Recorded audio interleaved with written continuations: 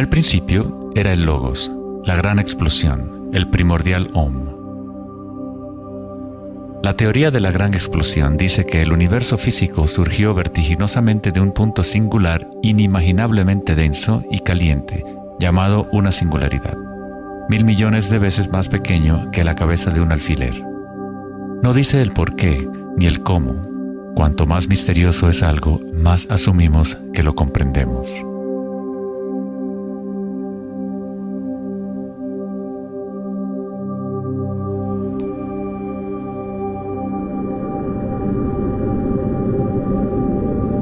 Antes se pensaba que la gravedad haría que se desacelerara eventualmente la expansión del universo, o que lo contraería en una gran implosión.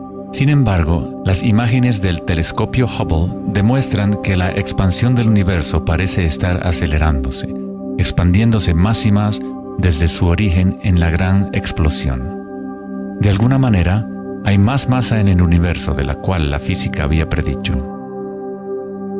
Para justificar la masa perdida, los físicos dicen ahora que el universo está compuesto de solamente 4% de materia atómica, o lo que nosotros consideramos materia normal. 23% del universo es materia oscura y 73% es energía oscura, lo cual antes pensábamos que era espacio vacío. Es como un sistema nervioso invisible que recorre el universo conectando todas las cosas.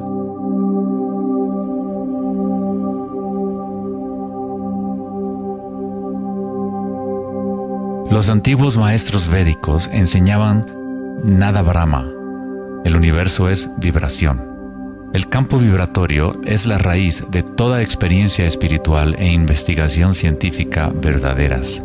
En el mismo campo de energía que santos, budas, yogis, místicos, chamanes, sacerdotes y videntes han observado al observar en su interior.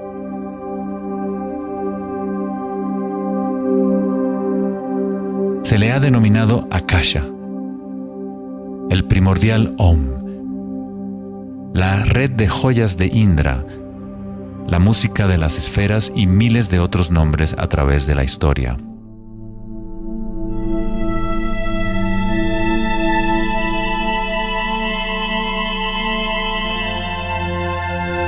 Es la raíz común de todas las religiones. Y el vínculo entre nuestros mundos interiores y exteriores.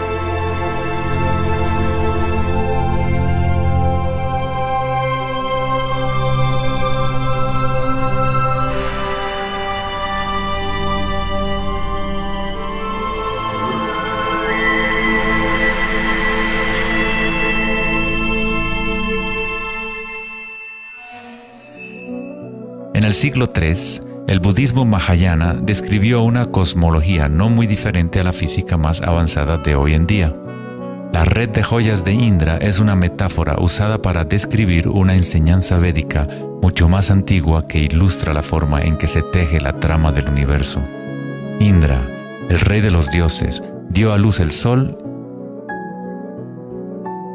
y mueve los vientos y las aguas.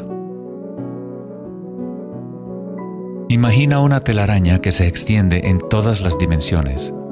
Está formada por gotas de rocío y cada gota contiene el reflejo de todas las gotas de agua y en cada reflejo se advierte a la vez el reflejo de las gotas más minúsculas. Toda la telaraña continúa en esa misma representación hasta el infinito.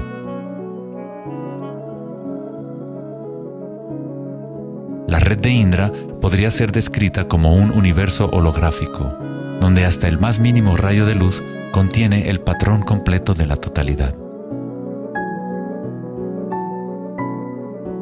Se hace referencia a veces al científico serbio-americano Nikola Tesla como el hombre que inventó el siglo XX. Tesla fue el responsable del descubrimiento de la electricidad de corriente alterna y muchos otros inventos que ahora son parte de la vida cotidiana. Debido a su interés en las antiguas tradiciones védicas, Tesla se encontraba en una posición única para comprender la ciencia a través de un modelo tanto oriental como occidental. Como todos los grandes científicos, Tesla investigó profundamente los misterios del mundo exterior, pero también observó profundamente su interior. Al igual que los antiguos yogis, Tesla utilizó el término akasha para describir el sentido etéreo que se extiende a lo largo de todo.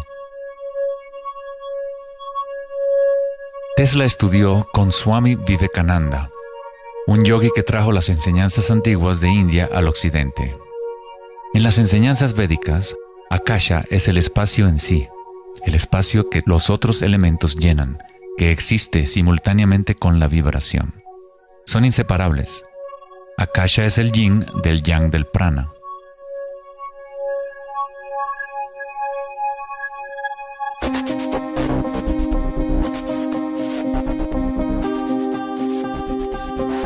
Un concepto moderno que nos puede ayudar a conceptualizar a Akasha, o la sustancia primaria, es la idea de los fractales.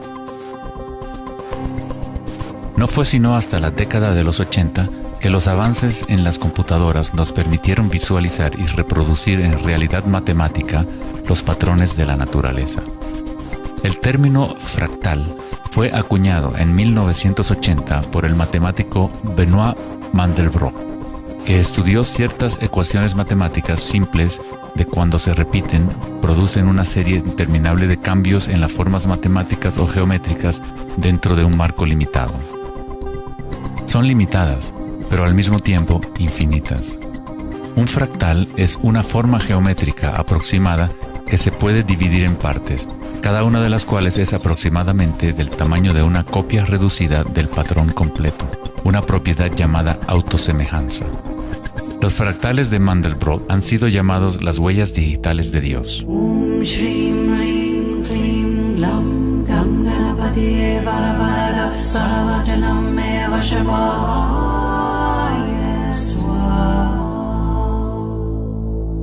Estás viendo obras de arte creadas por la propia naturaleza. Si se gira la figura de Mandelbrot de cierta forma, luce muy similar a una deidad hindú o a un Buda. Esta figura ha sido denominada la figura Buddha-Brot.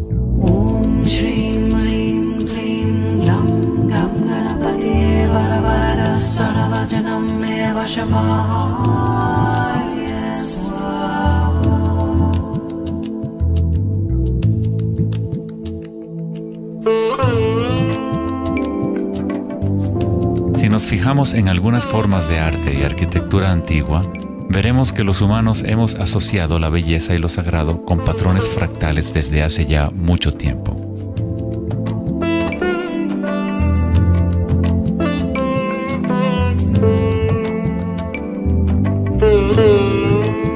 Infinitamente complejos, sin embargo, cada parte contiene la semilla para recrear el conjunto. Los fractales han cambiado el punto de vista de los matemáticos respecto a la percepción y el funcionamiento del universo. Con cada nuevo nivel de aumento surgen diferencias del original. El cambio y la transformación constante ocurren a medida que atravesamos el nivel de un detalle fractal a otro. Esta transformación es el espiral cósmico, la inteligencia intrínseca de la matriz del espacio-tiempo.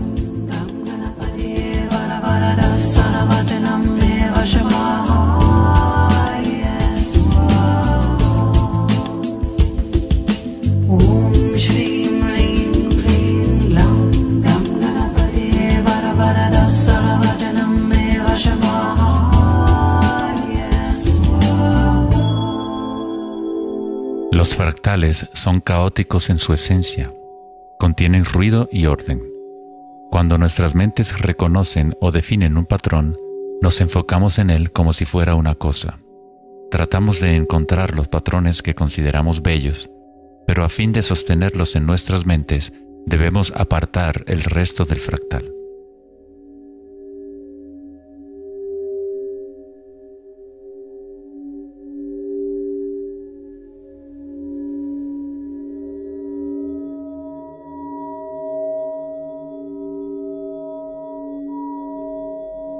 Comprender un fractal con los sentidos es limitar su movimiento. Toda la energía del universo es neutral, atemporal y carece de dimensiones. Nuestra propia creatividad y la capacidad de reconocimiento de patrones es la relación entre el microcosmos y el macrocosmos. el mundo eterno de las ondas y el sólido mundo de las cosas. La observación es un acto de creación a través de las limitaciones inherentes del pensamiento. Estamos creando la ilusión de solidez de las cosas al etiquetarlas y nombrarlas. El filósofo Kierkegaard dijo: si me nombras, me niegas. Al darme un nombre, una etiqueta, niegas las otras posibilidades que yo podría ser. Encasillas a la partícula en ser una cosa, al nombrarla, al concretarla, pero al mismo tiempo la estás creando, la defines para que exista. La creatividad es nuestra naturaleza más elevada. Con la creación de las cosas viene el tiempo, lo cual crea la ilusión de solidez.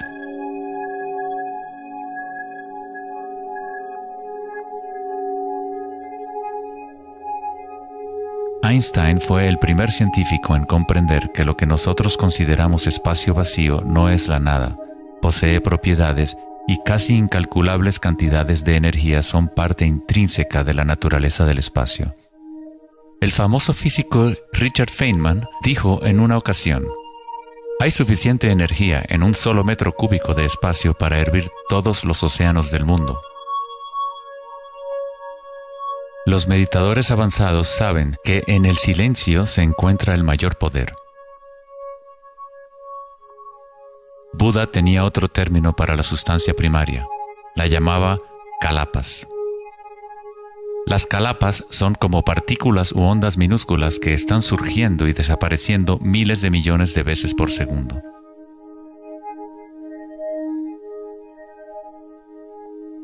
En ese sentido, la realidad es como una serie de cuadros en una cámara holográfica moviéndose rápidamente para crear la ilusión de continuidad.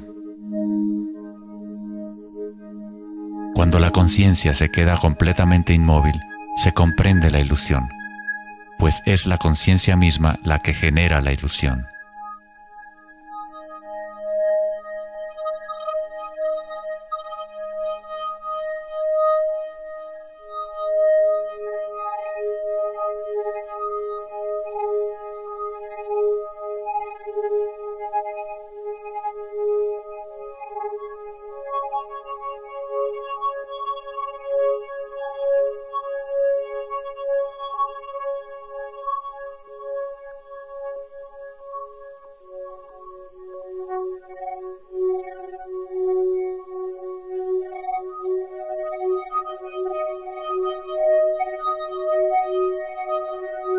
En las tradiciones antiguas orientales se sabía desde hace miles de años que todo es vibración. Nada brama, el universo es sonido. La palabra nada significa sonido o vibración y Brahma es el nombre de Dios. Brahma, al mismo tiempo, es el universo y es el creador. El artista y el arte son inseparables.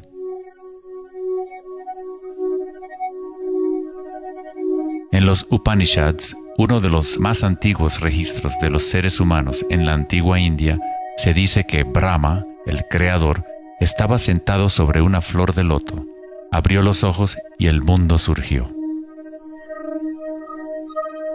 Brahma cierra sus ojos y un mundo entero cesa de existir. Algunos místicos, yogis y sabios han sostenido que hay un campo a nivel de la raíz de la conciencia, el campo akáshico o los registros akáshicos, donde toda la información, todas las experiencias pasadas, presentes y futuras existen ahora y siempre. Es este campo o matriz de la que surgen todas las cosas. Desde las partículas subatómicas, las galaxias, las estrellas, los planetas y toda la vida.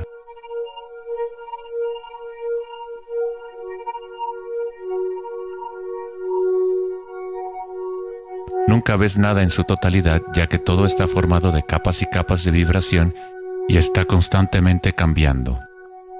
Intercambio de información con Akasha. Un árbol bebe del sol, del aire, de la lluvia y de la tierra.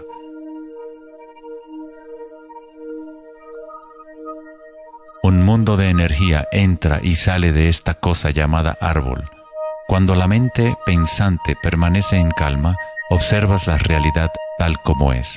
Todos los aspectos en conjunto, el árbol, el cielo y la tierra, la lluvia y las estrellas no están separadas. La vida y la muerte, el yo y el otro no están separados. Así como la montaña y el valle son inseparables. En las tradiciones indígenas de los Estados Unidos y en otras tradiciones indígenas, se dice que cada cosa tiene espíritu, lo cual es otra forma de decir, todo está conectado con la única fuente de vibración. Hay una conciencia, un campo, una fuerza que se mueve a través de todo. Este campo no está aconteciendo a tu alrededor, sino a través de ti y en calidad de tu esencia. Tú eres la U en la palabra universo. Eres los ojos con los cuales la creación se observa a sí misma. Cuando te despiertas de un sueño, te das cuenta que todo lo del sueño era parte de ti. Tú lo estabas creando. Es igual para lo que llamamos la vida real. Cada uno y cada cosa eres tú. La única conciencia mirando a través de cada ojo, bajo cada roca,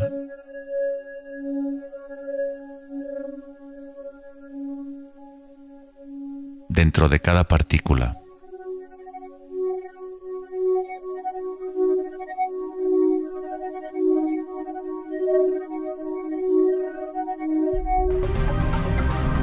Los investigadores internacionales del CERN, el Laboratorio Europeo de Física de Partículas, están buscando este campo que se extiende a lo largo de todas las cosas.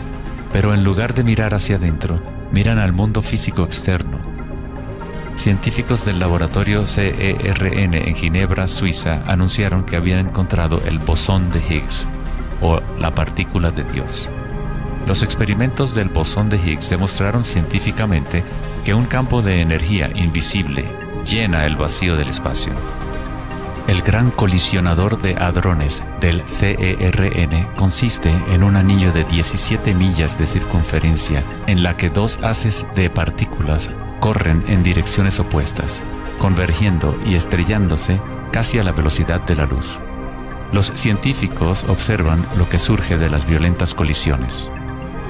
El modelo estándar no puede explicar cómo las partículas obtienen su masa. Todo parece estar compuesto de vibraciones, pero no hay ninguna cosa que esté siendo vibrada. Es como si hubiera un bailarín invisible, una sombra, danzando oculta en el valle del universo. Los demás bailarines siempre han danzado alrededor de este bailarín oculto. Hemos observado la coreografía, pero hasta ahora no podíamos ver el bailarín.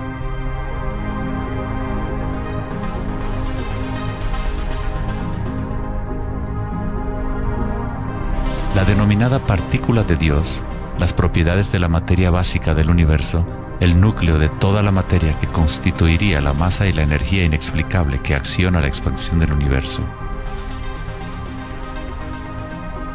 Pero lejos de explicar la naturaleza del universo, el descubrimiento del bosón de Higgs simplemente presenta un misterio aún mayor, dejando al descubierto un universo que es aún más misterioso de lo que nunca habíamos imaginado.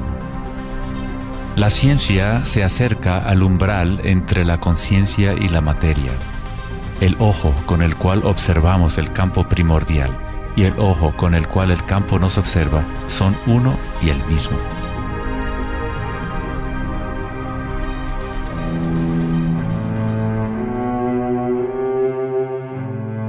El célebre escritor alemán Wolfgang von Goethe dijo: "La onda es el fenómeno primordial que dio origen al mundo". La simática es el estudio del sonido visible. La palabra simática proviene de la raíz griega kuma, que significa onda o vibración.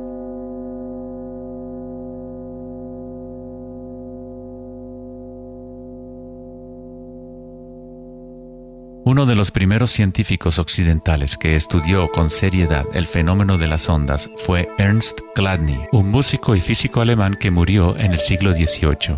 Chladni descubrió que cuando colocaba arena en placas de metal y luego hacía vibrar las placas con un arco de violín, la arena se organizaba en figuras con patrones.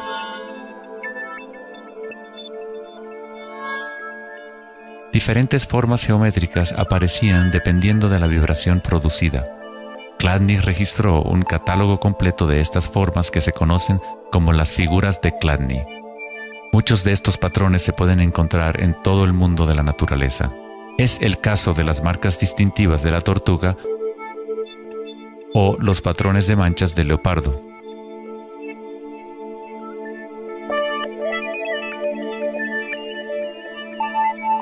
El estudio de los patrones Chladni o patrones ximáticos es uno de los métodos secretos con el que los fabricantes de alta calidad de guitarras, violines y otros instrumentos prueban la calidad del sonido que emiten.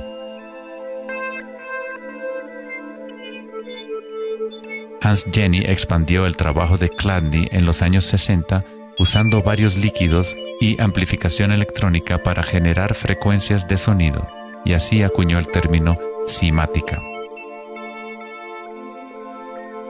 Si se envían ondas sinusoidales simples a través de un recipiente con agua, se pueden ver los patrones en el agua. Dependiendo de la frecuencia de la onda, aparecerán diferentes patrones de ondas.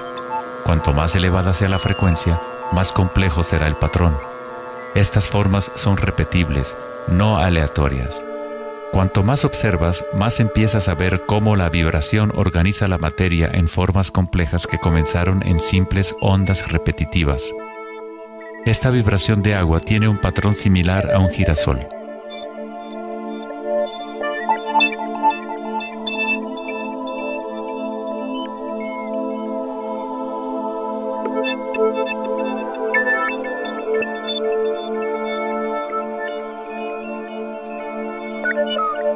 Tan solo cambiando la frecuencia de sonido se obtiene un patrón diferente.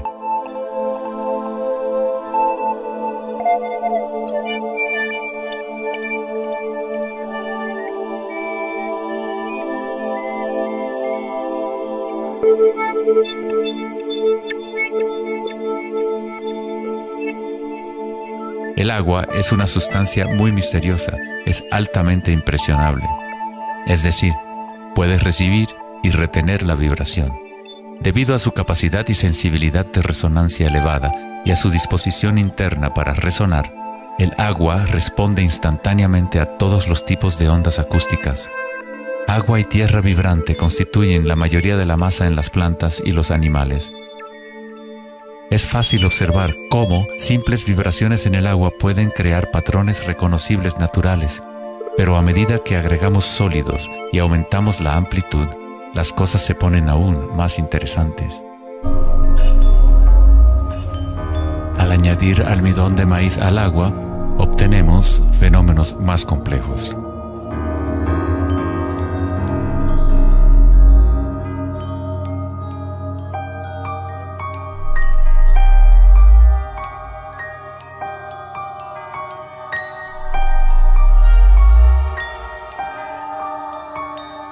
Tal vez, los principios de la vida en sí se pueden observar conforme las vibraciones mueven la burbuja de almidón de maíz en lo que parece ser un organismo en movimiento. El principio que anima el universo se describe en todas las grandes religiones usando las palabras que reflejan los conocimientos de ese momento en la historia. En el idioma de los incas, el imperio más grande de la América precolombina, la palabra para cuerpo humano es Alpacamasca, lo que significa literalmente tierra viviente. En la Cábala o misticismo judío, hablan del nombre divino de Dios, el nombre impronunciable. No se puede pronunciar debido a que es una vibración que está en todas partes. Se trata de todas las palabras, toda la materia. Todo es la palabra sagrada. El tetaedro es la forma más simple que puede existir en 3 dimensiones. Algo debe tener por lo menos 4 puntos para tener realidad física. La estructura del triángulo es el único patrón de la naturaleza que se autoequilibra. En el Antiguo Testamento, la palabra tetragrámaton se utilizaba a menudo para representar una cierta manifestación de Dios. Se usaba cuando se hablaba de la palabra de Dios o del nombre especial de Dios, logos o la palabra primordial. Las antiguas civilizaciones sabían que en la estructura de la raíz del universo estaba la figura tetraédrica. De esta forma, la naturaleza exhibe un impulso fundamental hacia el equilibrio, Shiva, pero a la vez exhibe un impulso fundamental hacia el cambio, Shakti.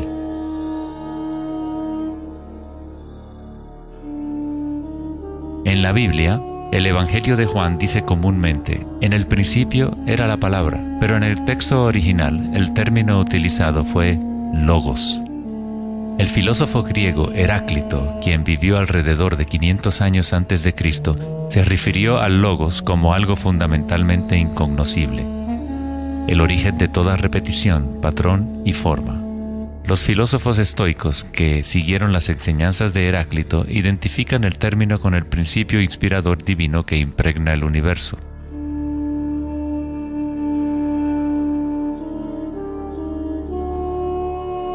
En el sufismo, el logos está en todas partes y en todas las cosas.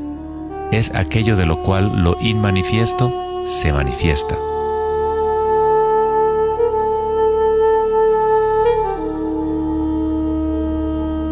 En la tradición hindú, Shiva Nataraja significa literalmente Señor de la danza. El cosmos entero danza al tambor de Shiva. Todo está imbuido o impregnado con la pulsación.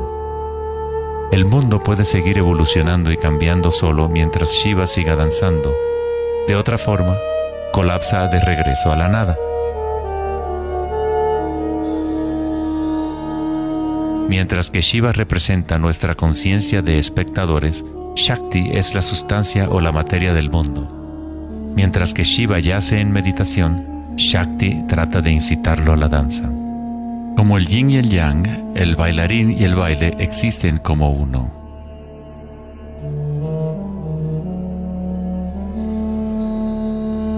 Logos también significa verdad inocultable. Aquel que conoce el logos, conoce la verdad. Existen muchas capas de encubrimiento en el mundo humano como consecuencia de los múltiples giros de Akasha hasta convertirse en estructuras complejas que ocultan la fuente de sí misma. Como un juego divino de las escondidas, nos hemos ocultado desde hace miles de años y eventualmente nos hemos olvidado por completo del juego. De alguna forma, nos olvidamos que había algo que encontrar. En el budismo se enseña a través de la meditación a percibir directamente el logos, el campo del cambio o impermanencia en nuestro interior. Cuando observas tu mundo interior, observas las sensaciones y energías más sutiles conforme la mente se concentra y se enfoca. A través de la comprensión directa de anicca o impermanencia a nivel de la raíz de la sensación, uno se libera del apego a las formas externas transitorias.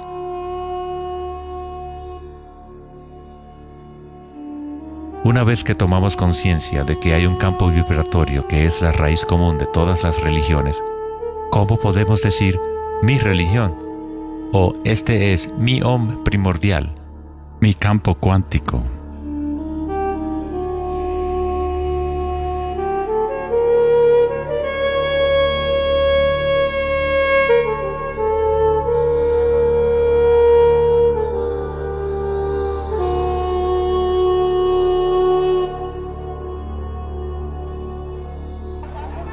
La verdadera crisis en nuestro mundo no es de carácter social, político o económico. Nuestra crisis es una crisis de conciencia, la incapacidad de experimentar directamente nuestra verdadera naturaleza. La incapacidad de reconocer esto en todo el mundo y en todas las cosas.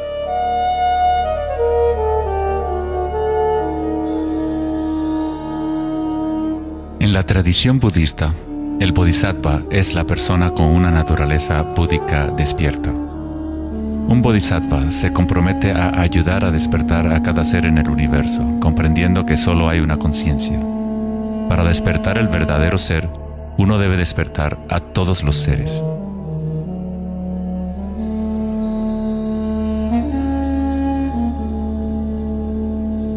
Existen innumerables seres conscientes en el universo a quienes me comprometo a ayudar a despertar. Mis imperfecciones son inagotables. Prometo vencerlas todas. El Dharma es inescrutable. Me comprometo a conocerlo. El camino a despertar es inalcanzable.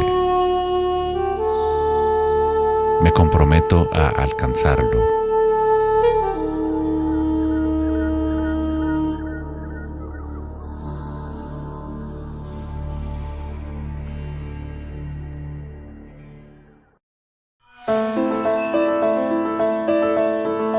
El filósofo Platón, partidario de Pitágoras, insinuaba enigmáticamente que había una llave de oro que unificaba todos los misterios del universo. Esta es la llave de oro a la que regresaremos una y otra vez a lo largo de nuestra exploración. La llave de oro es la inteligencia del Logos, la fuente del Om primordial. Se podría decir que es la mente de Dios. Con nuestros limitados sentidos, estamos observando solo la manifestación externa de la mecánica oculta de la autosemejanza. La fuente de esta simetría divina es el misterio más grande de nuestra existencia. Muchos de los pensadores monumentales de la historia, como Pitágoras, Kepler, Leonardo da Vinci, Tesla y Einstein, han llegado al umbral del misterio. Einstein dijo: "Lo más bello que podemos experimentar es lo misterioso. Es la fuente de cualquier arte y ciencia verdadera". Aquel que no conoce esta emoción, que no hace pausa para maravillarse y quedarse absorto en admiración, es como si estuviera muerto. Sus ojos están cerrados. Estamos en la posición de un niño pequeño entrando a una gran biblioteca llena de libros en muchos idiomas diferentes. El niño sabe que alguien debe haber escrito esos libros. No sabe cómo.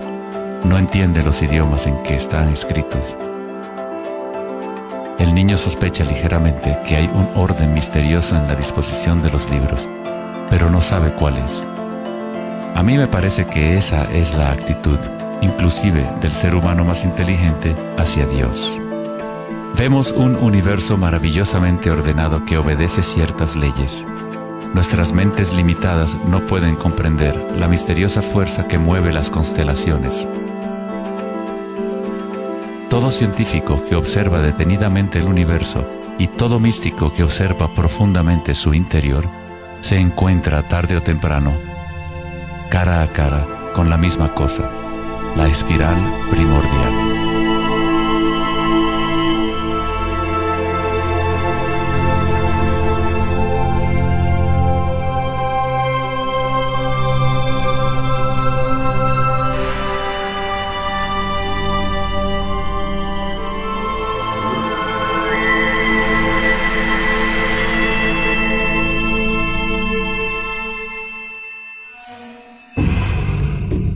Mil años antes de la creación del antiguo observatorio de Stonehenge, la espiral era un símbolo predominante en la Tierra. Las espirales antiguas se pueden encontrar por todas partes del mundo. Miles de espirales antiguas como estas se pueden encontrar en toda Europa, Nuevo México y Utah en Estados Unidos, Australia, China y Rusia, en virtualmente todas las culturas indígenas de la Tierra. Las espirales antiguas simbolizan el crecimiento, la expansión y la energía cósmica encarnada en el Sol y en el cielo. La forma espiral refleja el macrocosmos del universo mismo revelándose. En las tradiciones indígenas, la espiral es la fuente energética, la madre primordial. Las espirales neolíticas de Newgrange, Irlanda, se remontan a 5000 años.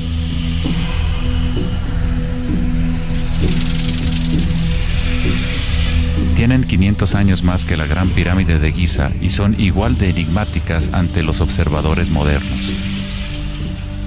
Las espirales se remontan a una época en la historia en donde los humanos estaban más conectados con la Tierra, con los ciclos y las espirales de la naturaleza. Una época en que los seres humanos se identificaban menos con los pensamientos. La espiral es lo que percibimos como la fuerza de torsión en el universo. El prana, o fuerza creativa, hace girar a Akasha en una secuencia de formas sólidas. Se encuentra en todos los niveles entre el macrocosmos y el microcosmos, desde las galaxias espirales hasta los sistemas meteorológicos, el agua en tu bañera y tu ADN.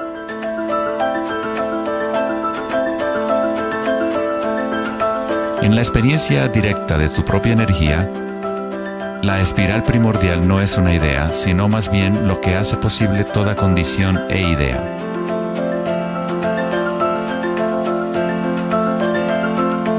Varios tipos de espirales y hélices se encuentran en todo el mundo de la naturaleza. Caracoles,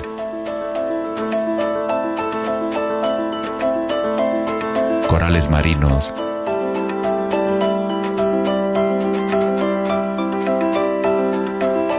telarañas,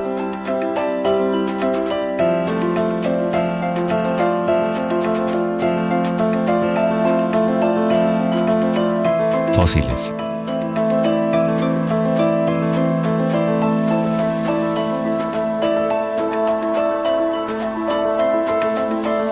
En las colas de los caballitos de mar,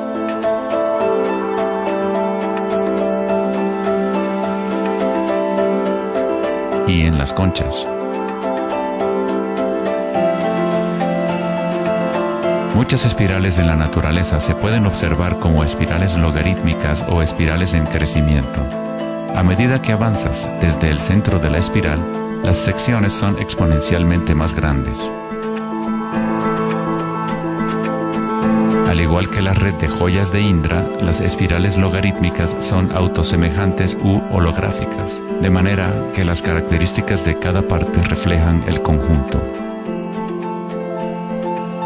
Hace 2400 años, en la antigua Grecia, Platón consideraba la proporción geométrica continua como el vínculo cósmico más profundo.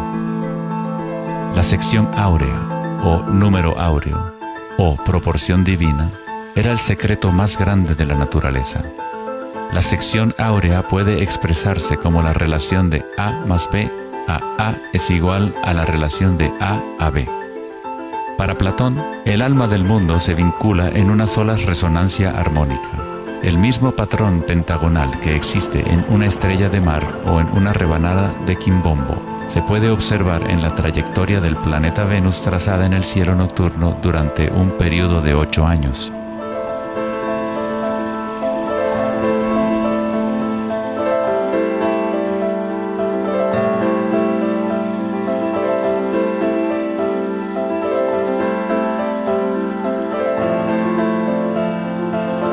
Se observa en el mundo inteligible de las formas en el cielo y en el mundo visible de los objetos materiales en la Tierra, a través de este principio de la autosemejanza geométrica. Desde los patrones autosemejantes del brócoli romanesco hasta las ramas de las galaxias, las espirales logarítmicas son patrones omnipresentes y arquetípicos. Nuestra galaxia de la Vía Láctea tiene varias ramas espirales logarítmicas con una pendiente de unos 12 grados. Cuanto mayor la pendiente de la espiral, más compactos son los giros. Al observar una planta que crece a intervalos de tiempo en un video, uno es testigo de su danza con la espiral de la vida.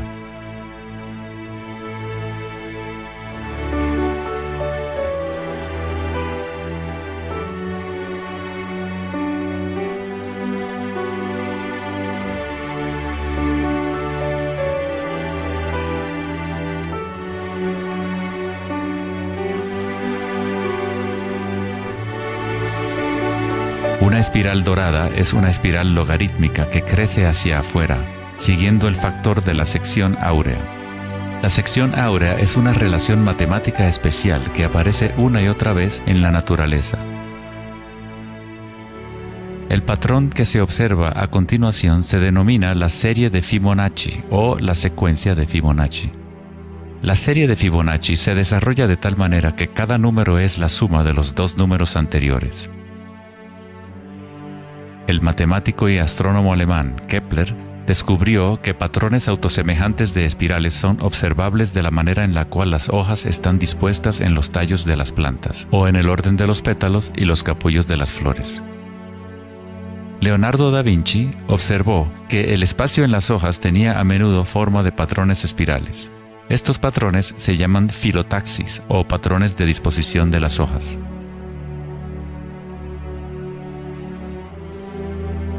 La disposición filotaxis se puede observar en los nucleótidos independientes del ADN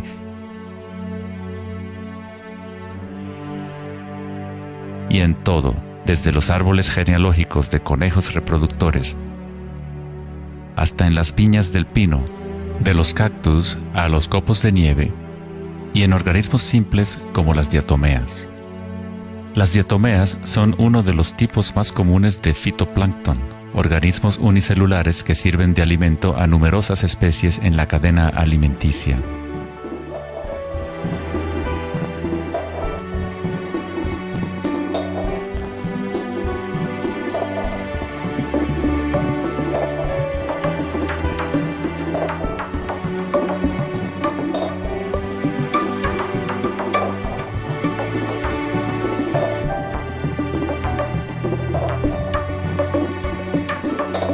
¿Cuánta matemática debes saber para ser un girasol o una abeja? La naturaleza no consulta al departamento de física para producir un brócoli. La estructura en la naturaleza ocurre automáticamente. Los científicos en el campo de la nanotecnología utilizan el término autoensamblaje para describir la forma en la cual se forman los complejos como en la fase inicial de la formación hexagonal de ADN. En la ingeniería de la nanotecnología, los nanotubos de carbono se componen de una disposición similar de materiales. La naturaleza hace este tipo de geometría una y otra vez sin esfuerzo, automáticamente, sin una calculadora. La naturaleza es precisa y extremadamente eficiente. Según el famoso arquitecto y autor Buckminster Fuller, estos patrones son una función del espacio-tiempo. El ADN y el panal de abejas tienen esa forma por la misma razón que una burbuja es redonda. Es la forma más eficiente que requiere la menor cantidad de energía. El espacio en sí tiene una forma y permite solo ciertas configuraciones de la materia, siempre volviendo a lo más eficiente. Estos patrones son la forma más fuerte y eficiente de construir estructuras arquitectónicas como las cúpulas geodésicas.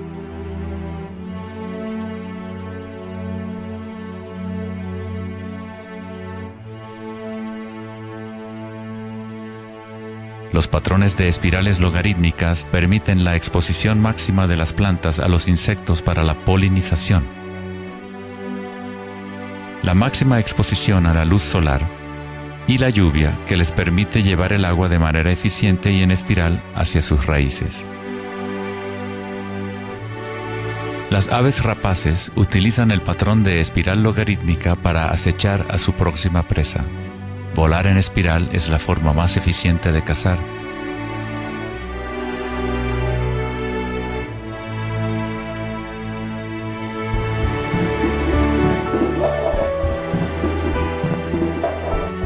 Nuestra capacidad de observar el akasha danzando la espiral de la vida hacia una forma material se relaciona con la habilidad de percibir la belleza y la simetría en la naturaleza. El poeta William Blake dijo: "El universo vegetativo se abre como una flor desde el centro de la tierra en donde mora la eternidad. Se expande desde las estrellas hasta el caparazón mundano y ahí se encuentra con la eternidad de nuevo, tanto desde dentro como desde fuera".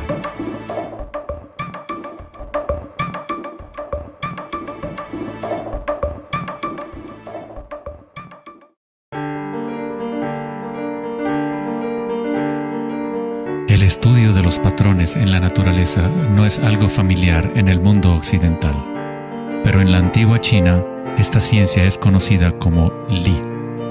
El Li refleja el orden dinámico y el patrón en la naturaleza.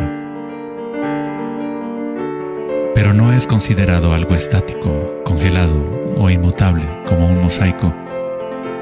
Es un patrón dinámico que se materializa en todos los seres vivos.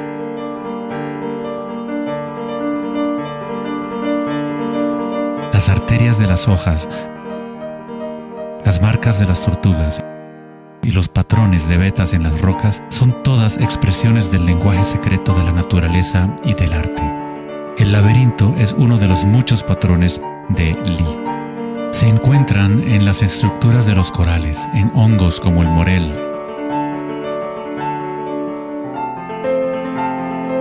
en coles y en el cerebro humano. El patrón celular es otro patrón común en la naturaleza. Existe una gran variedad de diferentes estructuras celulares, pero todas tienen un orden similar definido según su propósito y función.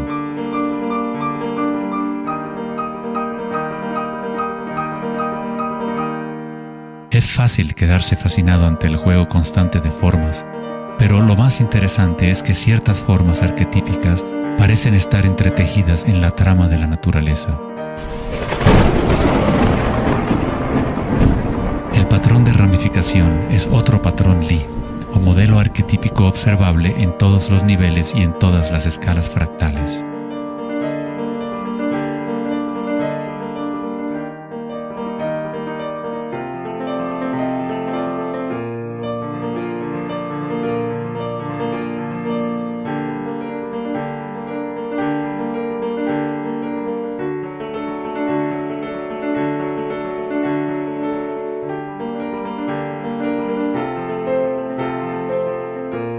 Tomemos, por ejemplo, esta imagen increíble de una simulación de computadora conocida como la simulación del milenio, que muestra la distribución de la materia oscura en el universo local. Fue creada por Max Planck Society en Alemania. La materia oscura es lo que antes considerábamos espacio vacío. Es como un sistema nervioso invisible que recorre todo el universo.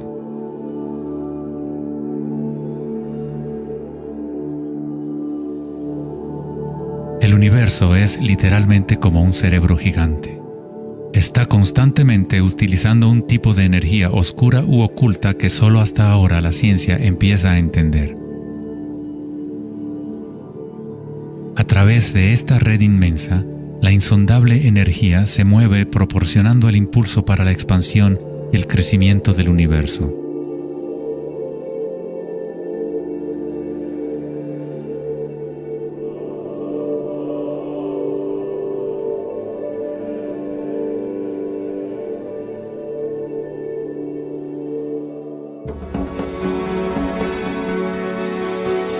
La naturaleza crea patrones de ramificación automáticamente cuando creamos las condiciones adecuadas.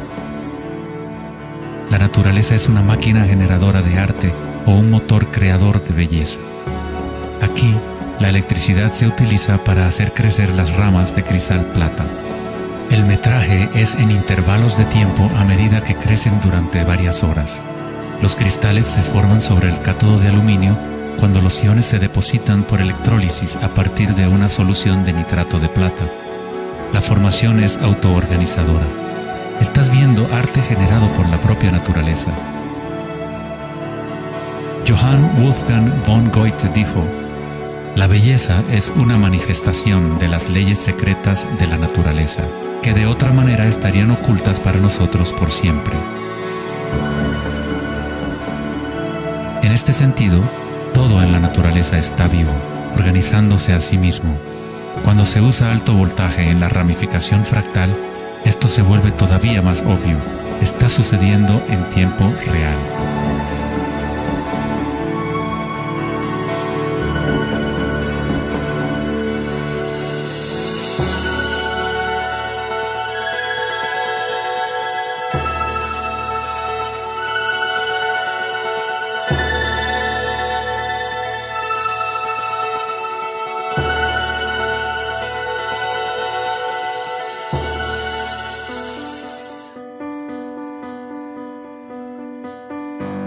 En el cuerpo humano se encuentran patrones y estructuras ramificadas por todas partes. Son, por supuesto, el sistema nervioso de la medicina occidental. Pero en la medicina china, ayurvédica y tibetana, los meridianos de energía son un componente esencial para entender cómo funciona el cuerpo. Los nadis o meridianos de energía forman estructuras ramificadas. Una autopsia no revelará los chakras o nadis, pero eso no quiere decir que no existen. Es necesario refinar las herramientas que usamos para poder observar. En primer lugar, debes aprender a acallar tu mente. Solo entonces podrás ver estas cosas primero en tu interior.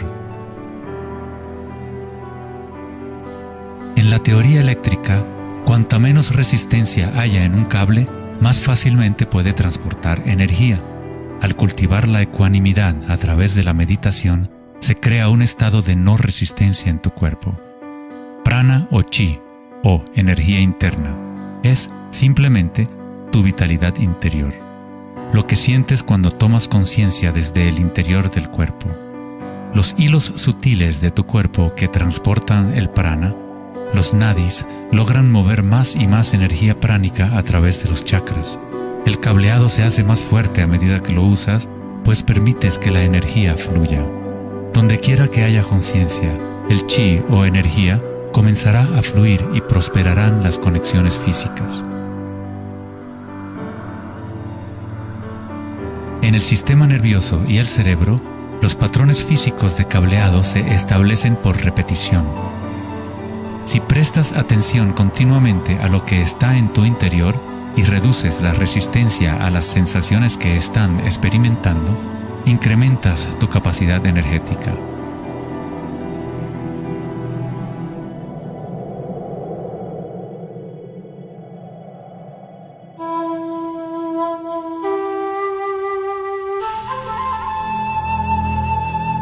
En el taoísmo, el símbolo del yin y el yang representa la interpenetración de las fuerzas en espiral de la naturaleza. El yin y el yang no son dos y no es uno. El antiguo concepto del ara está representado por un yin y yang o remolino en espiral.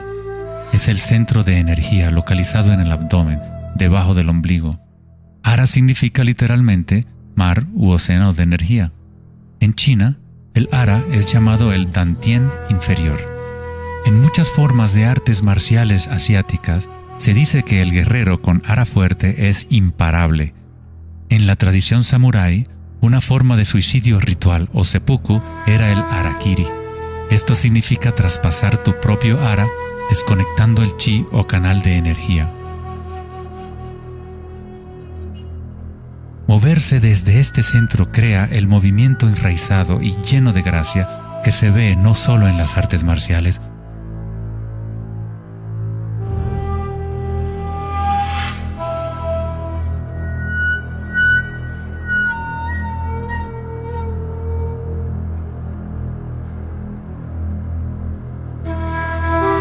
sino en grandes golfistas, bailarinas de danza del vientre,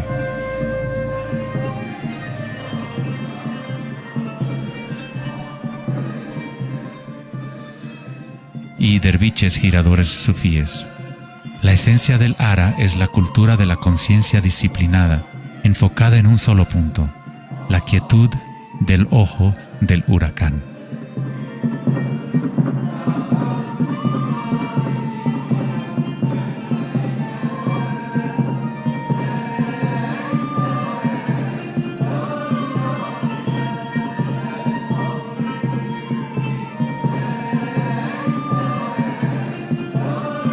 Es el instinto de nuestras entrañas con relación a nuestra propia fuente de energía.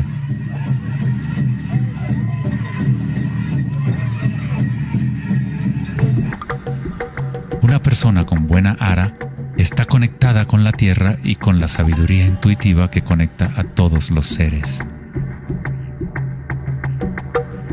Es compleja de conexiones similares a las del cerebro en la cabeza, con sus propias neuronas y neurotransmisores. Puede actuar de forma autónoma, es decir, con su propia inteligencia.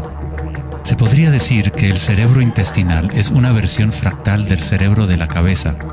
O tal vez el cerebro de la cabeza es una versión fractal del cerebro intestinal. Un oso sano tiene un hara fuerte. Cuando un oso sabe dónde hurgar para encontrar hierbas, sigue el movimiento del chi a través de sus sentidos, centrando en el hara o vientre. Esta es la conexión del oso con la cabaña de los sueños, el lugar en las tradiciones indígenas de donde proviene todo el conocimiento y regresa hacia la espiral de la vida. Pero, ¿cómo conocían los antiguos pueblos la espiral si la ciencia moderna está apenas empezando ahora a reconocer su importancia? Pregúntale a las abejas. Ellas no se han olvidado de amar. Las abejas tienen una conexión especial con la fuente como parte de un sistema simbiótico que ayuda a la belleza y a la diversidad a florecer. Son un puente entre el macrocosmos y el microcosmos. Hay un corazón que nos conecta a todos, como una mente colectiva, por llamarla así.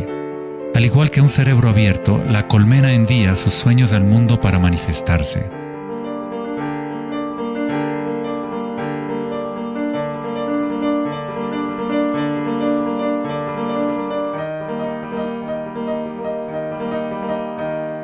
En la naturaleza, muchas criaturas saben cómo actuar en el unísono para moverse con un solo espíritu, en una sola dirección.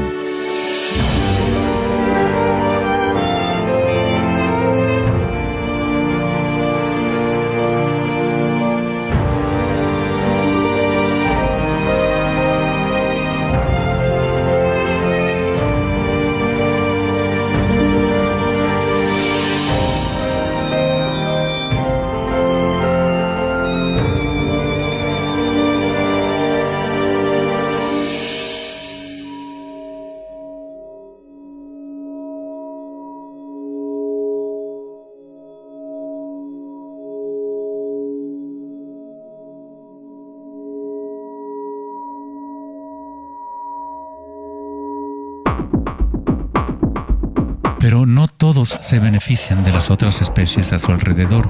Por ejemplo, la cigarra devora todo en su camino. Una cigarra no tiene ninguna otra opción que actuar como cigarra. Nunca va a producir miel ni a polinizar plantas como una abeja. El comportamiento de una cigarra es rígido, pero un ser humano es único en el sentido de que podemos actuar como una abeja o como una cigarra. Tenemos la libertad de cambiar y manipular los patrones de la forma en que interactuamos con el mundo. Podemos existir en simbiosis o como parásitos.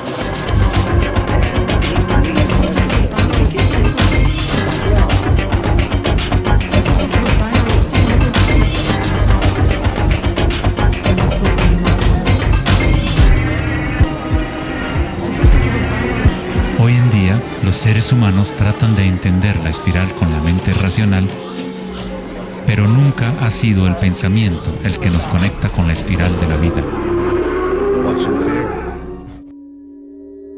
Siempre hemos estado conectados.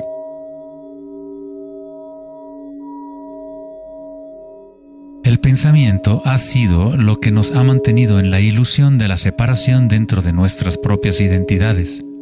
El pensamiento es la creación de la separación, la experiencia de limitación. Cuanto más nos alineamos con el pensamiento, más nos alejamos de la fuente. Las culturas antiguas menos orientadas al pensamiento se alineaban con la espiral de una manera más directa y personal de lo que nosotros hacemos hoy en día. En la antigua India, el Kundalini es una representación de la propia energía interior que se mueve a lo largo de la columna vertebral en un patrón en forma de serpiente o hélice. En las antiguas tradiciones yogis de la India, los mundos interiores de las personas de la época se comparaban con las culturas que se centraban en el hara. Equilibrar el poder de la espiral con la quietud propia de la observación de tu conciencia es alinearte con tu pleno potencial evolutivo, para florecer como el ser original y multifacético que fuiste concebido.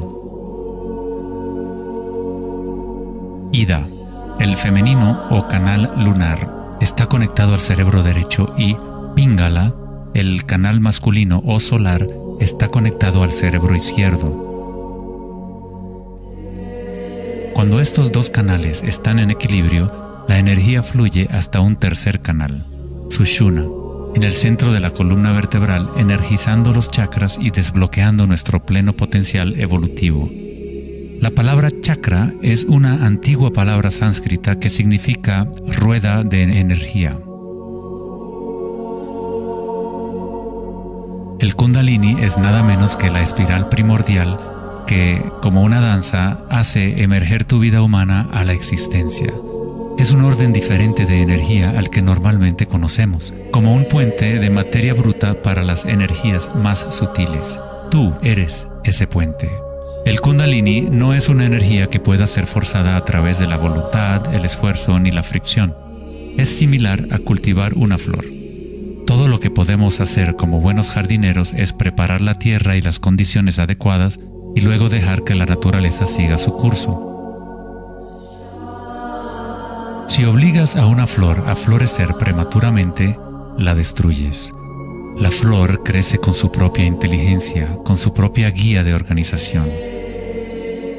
La mentalidad egoica que se obsesiona con el mundo exterior es lo que te impide experimentar tu verdadera naturaleza vibratoria. Cuando la conciencia se vuelca hacia el interior, se asemeja a los rayos del sol y comienza a florecer el loto interior. Conforme el Kundalini despierta en nuestro interior, comenzamos a notar el distintivo de la espiral en todas las cosas. En todos los patrones internos y externos, esta espiral es el vínculo entre nuestros mundos interiores y exteriores.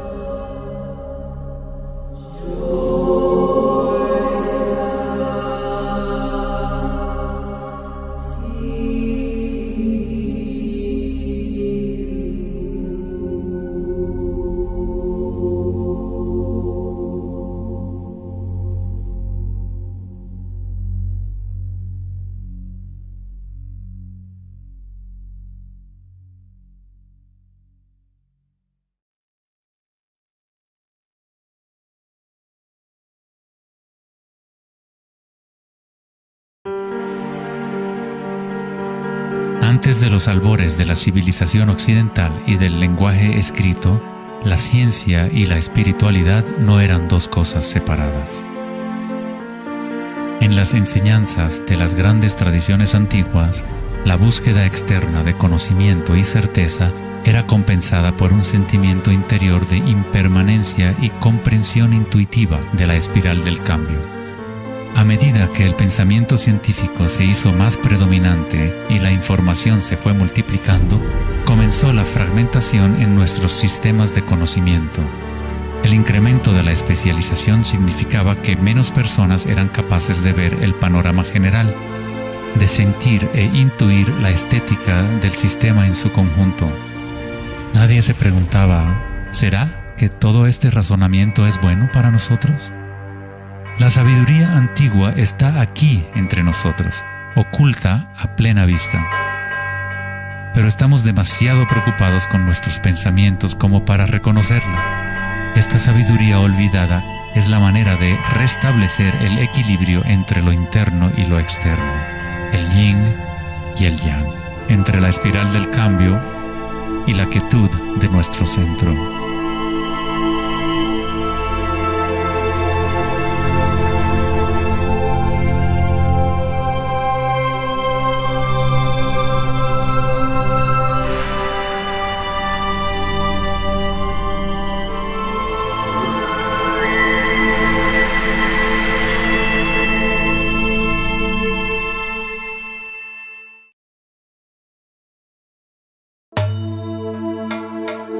En la leyenda griega, Asclepio era hijo de Apolo y dios de la medicina. Su sabiduría y habilidades para la curación eran insuperables, y se decía que había descubierto el secreto mismo de la vida y la muerte. En la antigua Grecia, los templos de curación asclepianos reconocían el poder de la espiral primordial. Esto está simbolizado por la vara de Asclepios. Se dice que Hipócrates, el padre de la medicina, cuyo juramento todavía constituye el código moral de la profesión médica, se entrenó en un templo asclepiano. Hasta el día de hoy, este símbolo de nuestra energía evolutiva se mantiene como el logotipo de la Asociación Médica Americana y otras organizaciones médicas en todo el mundo. En la iconografía egipcia, la serpiente y el pájaro representan la dualidad o polaridad de la naturaleza humana.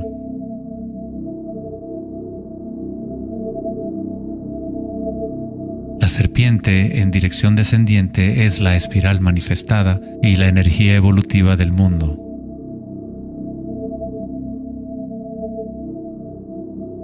El pájaro es la dirección ascendiente, la corriente dirigida hacia el sol o la concientización unívoca del despertar, el vacío de Akasha.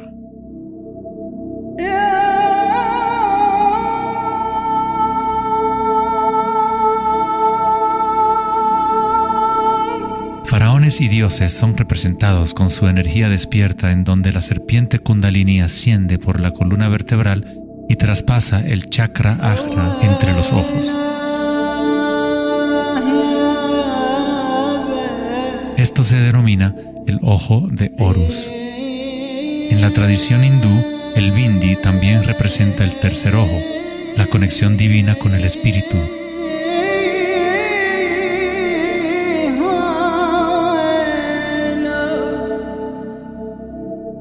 La máscara de Tutankamón es un ejemplo clásico que muestra temas de serpientes y aves.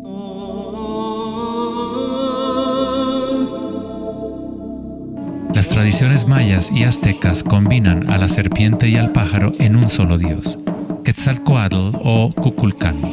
El dios de la serpiente alada representa la conciencia evolutiva despierta o el Kundalini despierto. La persona que despierta a Quetzalcóatl en su interior es una manifestación viviente de lo divino. Se dice que Quetzalcóatl o la energía de la serpiente regresará al final de los tiempos.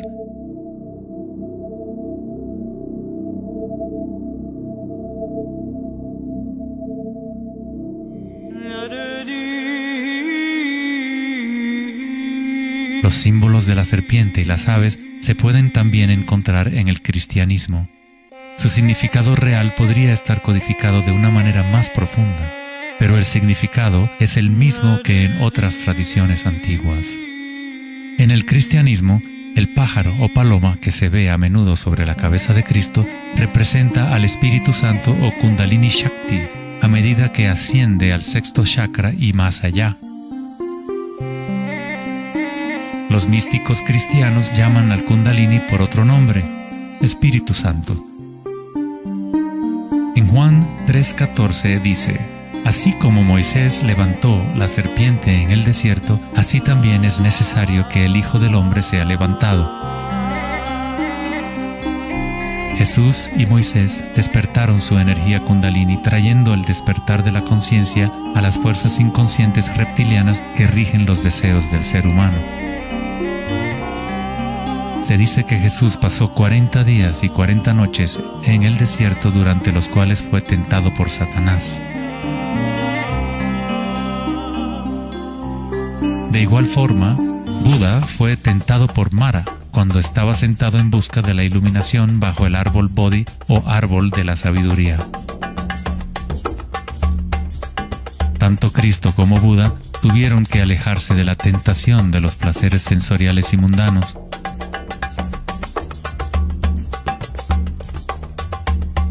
En ambas historias, el demonio es la personificación de los propios apegos.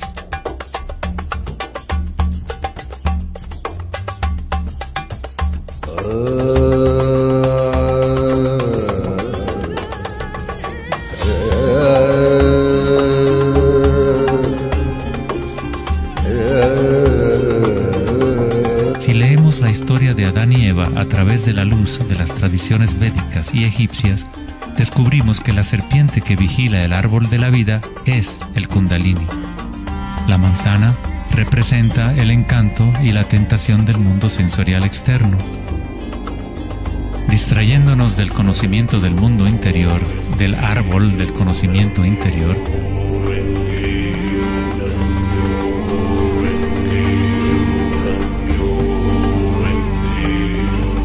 el árbol simplemente la red de nadis o meridianos de energía dentro de nosotros mismos, que forma literalmente estructuras ramificadas por todo el cuerpo. En nuestra búsqueda egoica de gratificación externa, nos hemos separado del conocimiento del mundo interior, de nuestra conexión a Akasha y a la fuente de la sabiduría.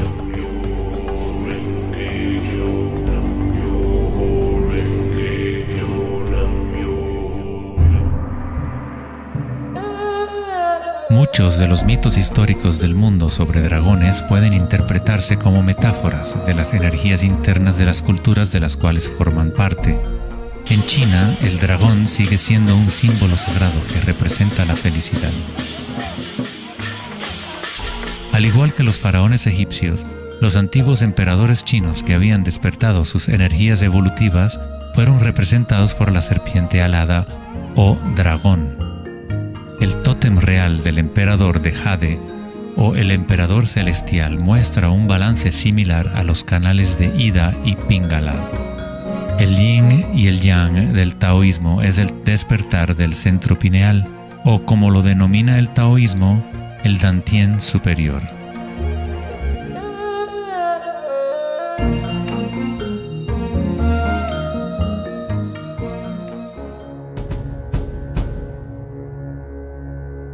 La naturaleza está llena de distintas formas de detectar y asimilar la luz. Por ejemplo, un erizo de mar puede, en verdad, ver con su cuerpo espinado que actúa como un gran ojo. Los erizos detectan la luz que ilumina sus espinas y comparan la intensidad de los rayos para tener una idea de lo que está en su entorno.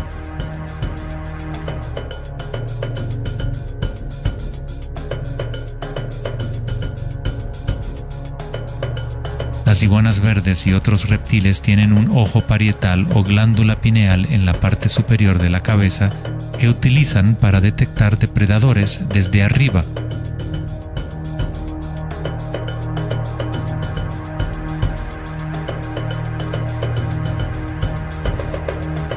La glándula pineal humana es una pequeña glándula endocrina que ayuda a regular los patrones del sueño y vigilia. A pesar de que está oculta profundamente en la cabeza, la glándula pineal es sensible a la luz. El filósofo Descartes reconoció que el área de la glándula pineal o tercer ojo era la interfase entre la conciencia y la materia. Casi todo es simétrico en el cuerpo humano. 2 ojos, 2 oídos, 2 fosas nasales. Incluso el cerebro tiene 2 hemisferios. Pero hay un área en el cerebro que no se duplica. Es el área de la glándula pineal y el centro energético que lo rodea. En un nivel físico, ahí se forman naturalmente moléculas únicas como el DMT. El DMT también se forma naturalmente en el momento del nacimiento y en el momento de la muerte, actuando literalmente como un puente único entre el mundo de los vivos y de los muertos. El DMT se produce de forma natural en los estados de meditación profunda o samadhi o a través de medios enteógenos. Por ejemplo, la ayahuasca es usada en tradiciones chamánicas de América del Sur para eliminar el velo entre los mundos internos y externos. La palabra pineal en sí tiene la misma raíz que la piña del pino, pues la glándula pineal representa un patrón espiral de filotaxis similar. Este modelo, que también conocido como flor del patrón de vida, es común en obras de arte antiguas que representan seres iluminados o despiertos. Cuando la imagen de la piña del pino se observa en formas de artes sacras, representa el despertar del tercer ojo, la conciencia unívoca que dirige el flujo de energía evolutiva. La piña del pino representa el florecimiento de los chakras superiores que se activan mientras Sushumna se eleva hasta el chakra Ajna y más allá. En la mitología griega, los seguidores de Dionisio llevaban una panícula o báculo gigante, envuelto en hojas enredadera en espiral y una piña de pino en el extremo superior.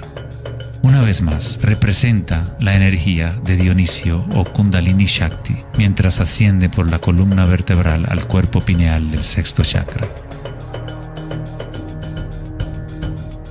En el corazón del Vaticano tal vez esperarías ver una gigantesca escultura de Jesús o María, y en su lugar hay una estructura de piña, de pino gigante, lo que indica que en la historia cristiana pudo haber habido conocimiento de los chakras y el kundalini, pero por alguna razón se mantuvo oculto de las masas. La explicación oficial de la Iglesia es que la piña del pino es un símbolo de regeneración y representa la nueva vida en Cristo.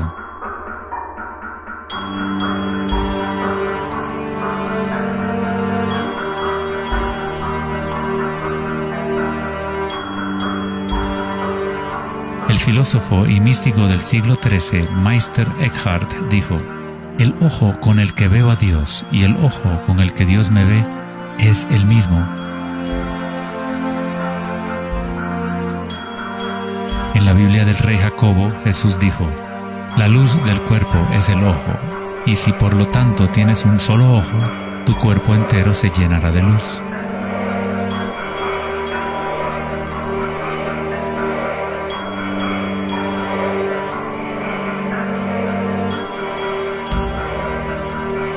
Buda dijo: "El cuerpo es el ojo". En estado de samadhi, uno es a la vez el observador y el observado. Somos el universo consciente de sí mismo.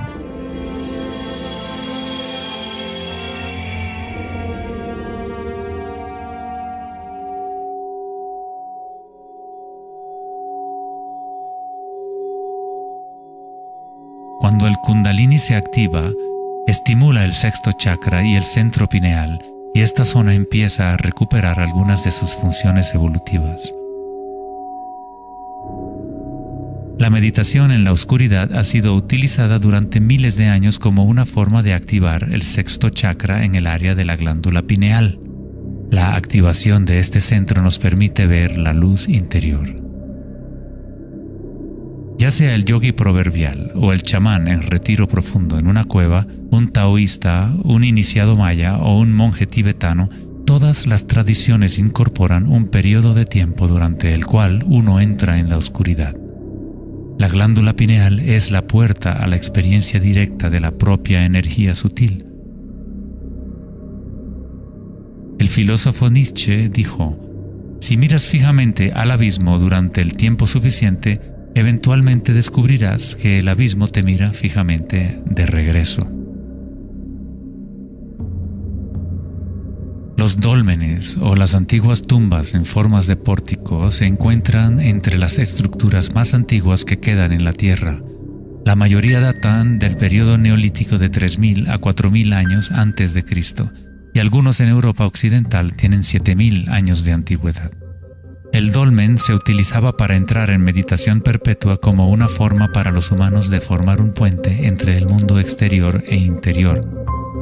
A medida que uno continúa meditando en la oscuridad total, eventualmente empieza a observar la energía interna o luz al activarse el tercer ojo.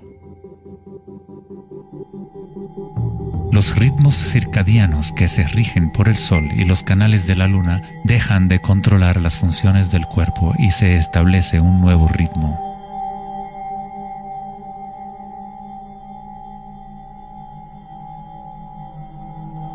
El séptimo chakra ha sido representado por el símbolo Om desde hace miles de años, un símbolo construido por signos sánscritos que representan los elementos.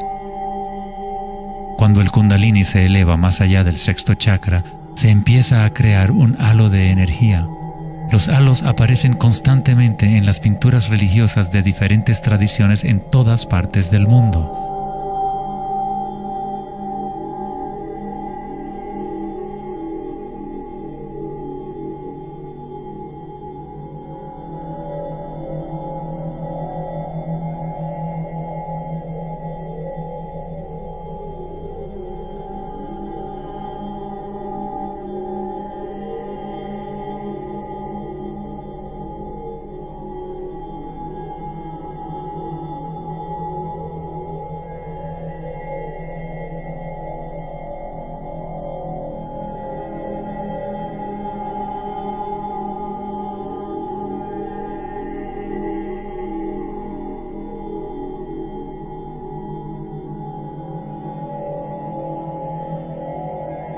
El halo, o la imagen de un distintivo energético alrededor de un ser despierto, es común en virtualmente todas las religiones, en todas partes del mundo. El proceso evolutivo de despertar los chakras no es propiedad de un grupo o de una religión, es el derecho inalienable de todo ser humano en el planeta.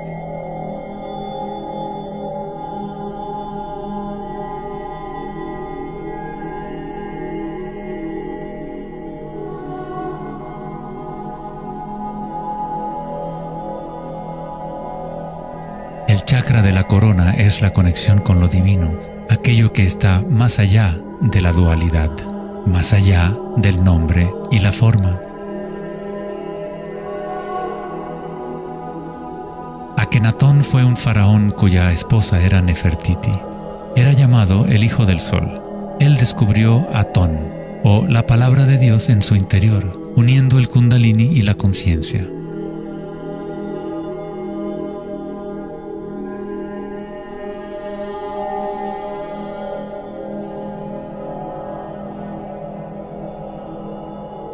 En la iconografía egipcia, una vez más, la conciencia despierta está representada por el disco solar que vemos sobre las cabezas de dioses o seres despiertos.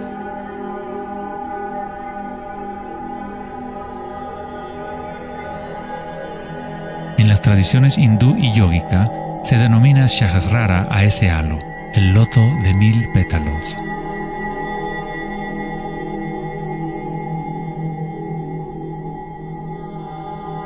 El Buda está asociado con el símbolo de la flor de loto. El patrón de filotaxis es el mismo modelo que se puede encontrar en una flor de loto. Es la flor del patrón de la vida, la semilla de la vida. Es el patrón fundamental en el cual todas las formas encajan. Es la forma absoluta del espacio mismo o una cualidad inherente a Akasha.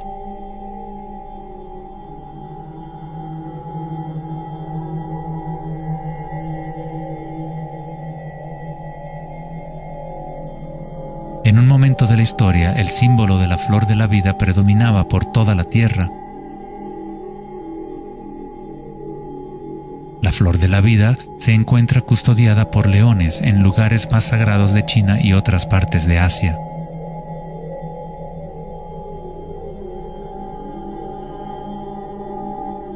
Los 64 hexagramas del I Ching a menudo rodean el símbolo yin-yang, que es otra forma de representación de la flor de la vida.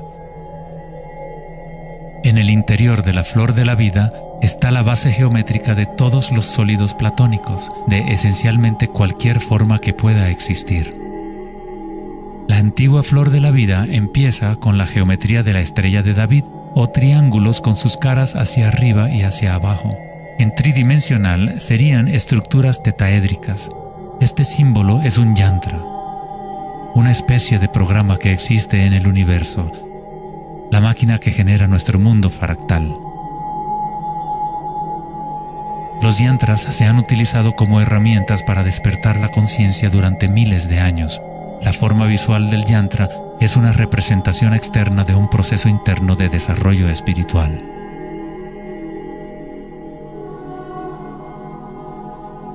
Es la música oculta del universo hecha visible, compuesto por la intersección de formas geométricas y patrones de interferencia.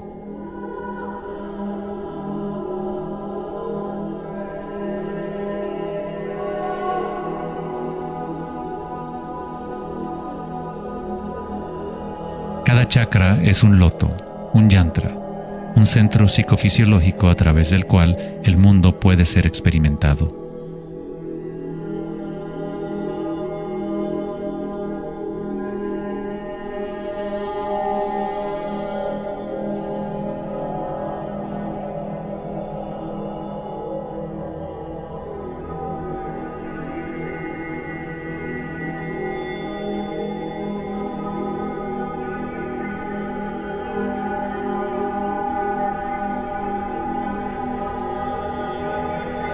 Un yantra tradicional, tal como se puede encontrar en la tradición tibetana, posee valiosas capas de significado, a veces incorporando una cosmología y visión del mundo por completo.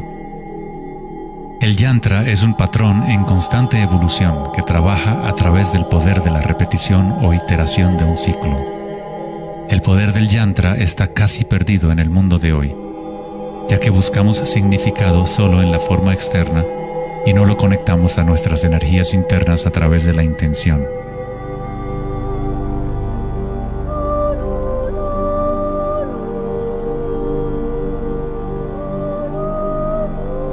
Hay una buena razón por la cual sacerdotes, monjes y yogis han sido tradicionalmente célibes. Hoy en día, apenas una fracción conoce la razón de su celibato, pues el verdadero propósito se ha perdido. En pocas palabras, si tu energía se va a consumir en producir más espermatozoides u óvulos, según sea el caso, no queda suficiente para impulsar la ascensión del Kundalini que activa los chakras superiores. El Kundalini es energía vital, la cual es también energía sexual.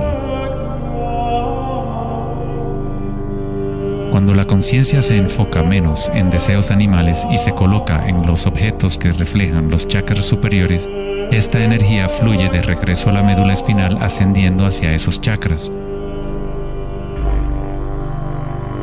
Muchas de las prácticas tántricas enseñan a dominar la energía sexual con el fin de poder utilizarla para una mayor evolución espiritual.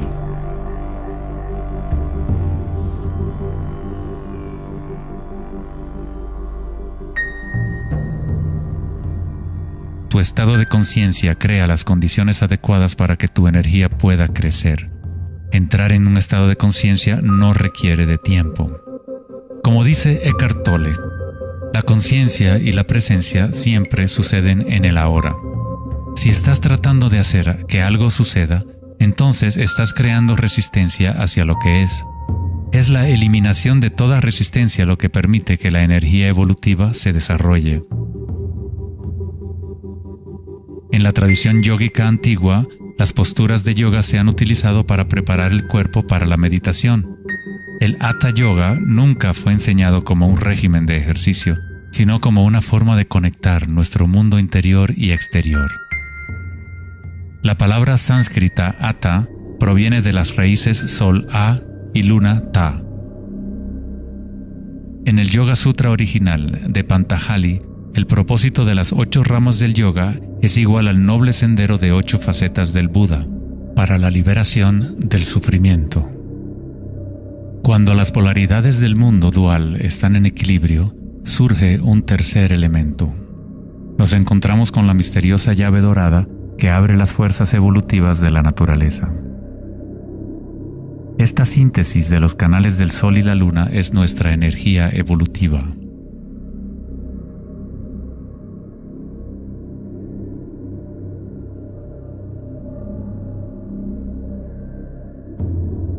Puesto que ahora los seres humanos se identifican casi exclusivamente con sus pensamientos y con el mundo exterior, es en raras ocasiones que un individuo logra el equilibrio entre las fuerzas internas y externas, lo que permite el despertar natural del Kundalini. Para aquellos identificados solo con la ilusión, el Kundalini siempre seguirá siendo una metáfora, una idea en vez de una experiencia directa de la energía y la conciencia propias.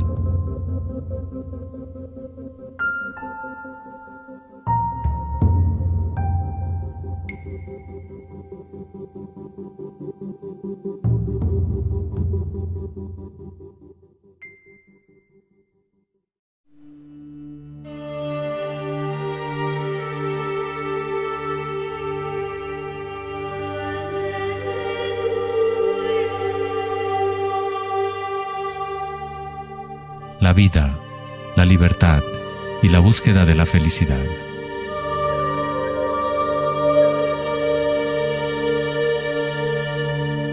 Vivimos nuestras vidas buscando la felicidad allá afuera, como si fuera una mercancía. Nos hemos convertido en esclavos de nuestros propios deseos y anhelos. La felicidad no es algo que pueda ser perseguido o comprado como un traje barato. Esto es maya, ilusión, el juego interminable de la forma. En la tradición budista, samsara, o el ciclo interminable del sufrimiento, se perpetúa por el deseo de placer y la aversión al dolor. Freud se refirió a esto como el principio del placer. Todo lo que hacemos es un intento de crear placer para obtener algo que deseamos o para evitar algo que no es deseable, que no queremos. Incluso un organismo simple como el paramecio hace esto. Esto se llama respuesta al estímulo. A diferencia de un paramecio, los humanos tenemos más posibilidades de elección. Somos libres para pensar, y ahí radica el problema. Es pensar en lo que deseamos, lo que se ha salido de control.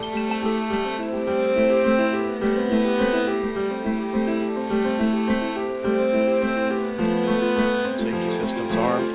10, 9, 8, 7, 6, 5, 4, 3, 2, 1, 0, and liftoff of Endeavour, going where east and west do meet at the International Space Station. El dilema de la sociedad moderna es que tratamos de entender el mundo no en términos de conciencia interna arcaica, sino cuantificando y calificando lo que percibimos como el mundo externo, a través de medios científicos y mentales. Pensar solo ha llevado a pensar más y a formular más preguntas. Anhelamos conocer el secreto que crea el mundo y orienta su camino, pero consideramos esta esencia como si estuviera fuera de nosotros, no como una cosa viviente e inherente a nuestra propia naturaleza. Fue el famoso psiquiatra Carl Jung quien dijo: aquel que mira hacia afuera sueña, aquel que mira hacia adentro despierta. No tiene nada de malo desear estar despierto, ser feliz. Lo que está mal es buscar la felicidad fuera cuando solo se puede encontrar en nuestro interior.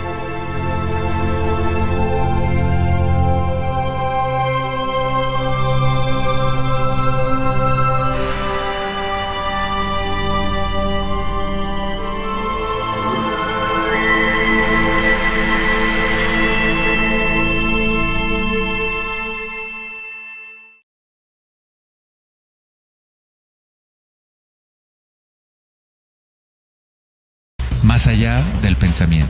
El 4 de agosto de 2010, en la conferencia Techonomy en Lake Tahoe, en California, Eric Schmidt, director ejecutivo de Google, mencionó una estadística asombrosa.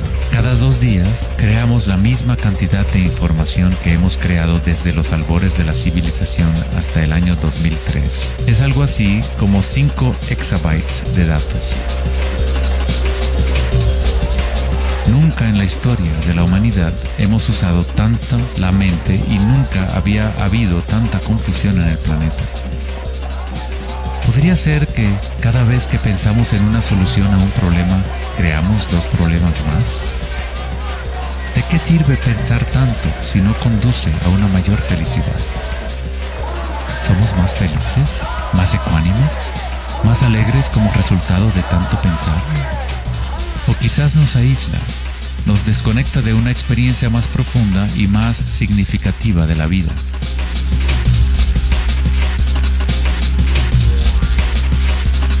Pensar, actuar y hacer deben estar en equilibrio con el ser. Después de todo, somos seres humanos, no actos humanos.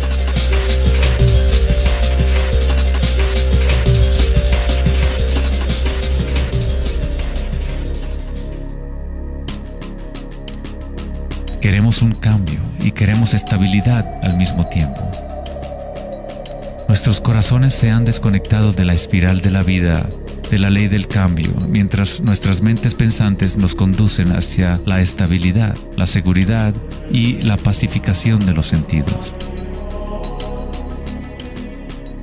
Con una fascinación morbosa, observamos asesinatos, tsunamis, terremotos y guerras. Constantemente tratamos de ocupar nuestra mente, llenándola de información. Programas de televisión transmitiendo de cada dispositivo imaginable, juegos y rompecabezas, mensajes de texto y todas las trivialidades posibles. Nos dejamos fascinar con la corriente infinita de nuevas imágenes, nuevas informaciones, nuevas formas de provocar y pacificar nuestros sentidos.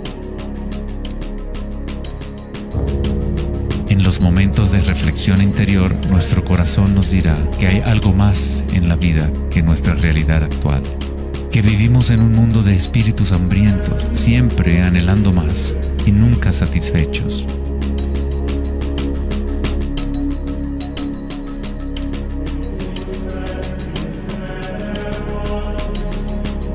Hemos creado una vorágine de datos que vuelan alrededor del planeta para facilitar más pensamientos, más ideas sobre cómo arreglar el mundo, para solucionar los problemas que solo existen porque la mente los ha creado. Los pensamientos han creado todo el lío en el cual nos encontramos actualmente. Libramos guerras contra enfermedades, enemigos y problemas. La paradoja es que aquello que resistes, persiste. Cuanto más te resistes a algo, más se fortalece. Al igual que ejercitar un músculo, en realidad estás fortaleciendo aquello de lo cual justamente te quieres deshacer. Entonces, ¿cuál es la alternativa al pensamiento? ¿Qué otros mecanismos pueden utilizar los seres humanos para existir en este planeta?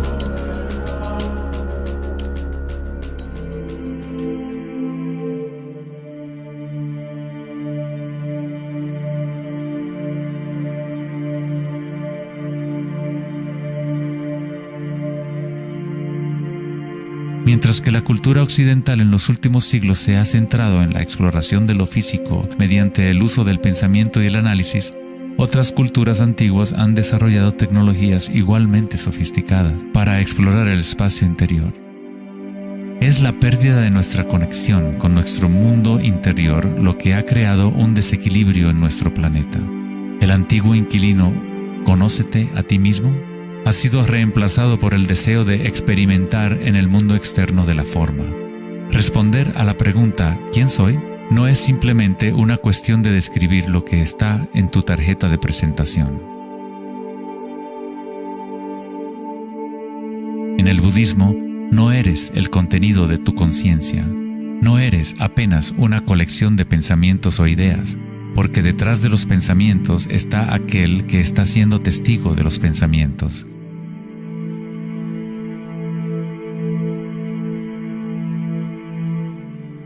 El dicho enfático, «Conócete a ti mismo», es un koan del Zen, un acertijo sin respuesta. Como un perro persiguiendo su cola, es solo la identidad del ego que quiere encontrar una respuesta, un propósito.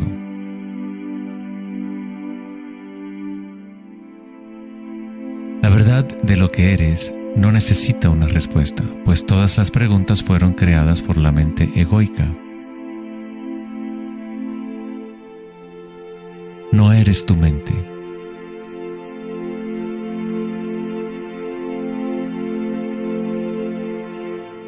La verdad no yace en más respuestas, sino en menos preguntas. Como dijo Joseph Campbell, no creo que la gente esté buscando el significado de la vida, más bien buscan la experiencia de estar vivos.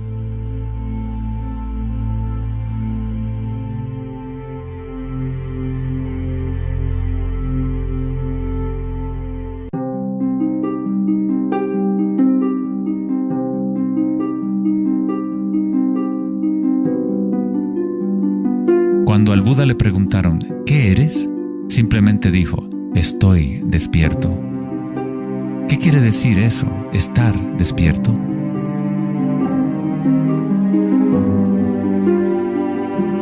El Buda no dice exactamente qué es, porque el florecimiento de cada vida individual es diferente, pero sí dice algo, es el fin del sufrimiento.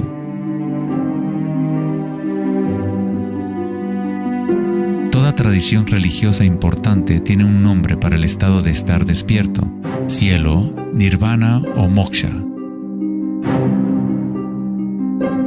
Una mente en calma es todo lo que hace falta para comprender la naturaleza de la corriente.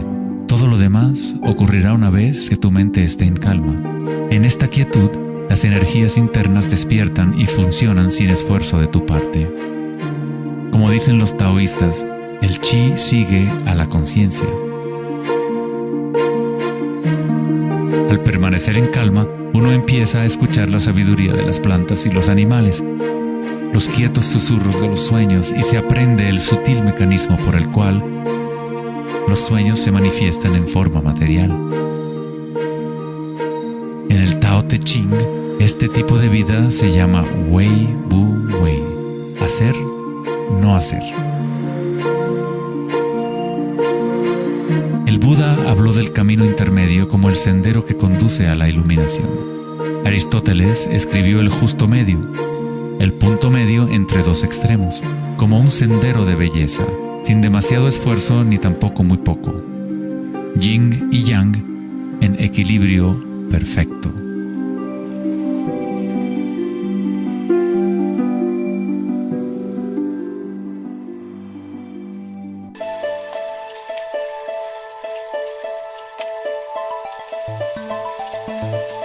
La noción de Vedanta sobre Maya, o la ilusión, es que no experimentamos el medio ambiente en sí, sino una proyección creada por los pensamientos. Por supuesto, tus pensamientos te permiten experimentar el mundo vibratorio de cierta manera, pero nuestra ecuanimidad interior no tiene que estar supeditada a acontecimientos externos. La creencia en un mundo externo independiente del sujeto que percibe es fundamental para la ciencia. Pero nuestros sentidos solo nos entregan información indirecta. Nuestras nociones acerca de este mundo físico creado por nuestra mente están siempre filtradas por nuestros sentidos y, por lo tanto, siempre son incompletas. Hay un campo de vibraciones que subyace en todos los sentidos. Las personas con una condición llamada sinestesia a veces sienten este campo vibratorio de diferentes maneras. Los sinestésicos pueden ver los sonidos como colores o formas, o las cualidades asociadas de un sentido hacia otro. La sinestesia se refiere a una síntesis o amalgama de los sentidos. Los chakras y los sentidos son como un prisma que filtra una serie de vibraciones. Todas las cosas del universo están vibrando a diferentes velocidades y frecuencias. El ojo de Horus se compone de 6 símbolos. Cada uno representa uno de los sentidos. Al igual que el sistema védico antiguo, el pensamiento se considera un sentido.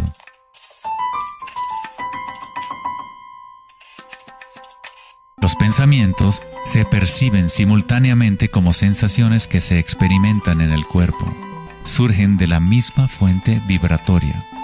El pensamiento es simplemente una herramienta, uno de los 6 sentidos, pero lo hemos llevado a un estado tan elevado que nos identificamos con nuestros pensamientos. El hecho de que no identificamos el pensamiento como uno de los 6 sentidos es muy significativo. Estamos tan inmersos en nuestros pensamientos que al tratar de explicar el pensamiento como un sentido es como explicarle a un pez el agua. ¿Agua? ¿Qué agua?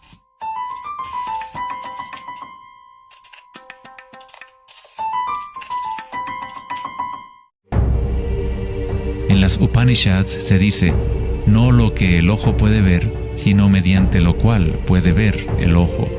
Toma conciencia de eso para ser Brahma, el Eterno, y no lo que la gente aquí adora. No lo que el oído puede escuchar, sino mediante lo cual puede escuchar el oído. Toma conciencia de eso para ser Brahma, el Eterno, y no lo que la gente aquí adora.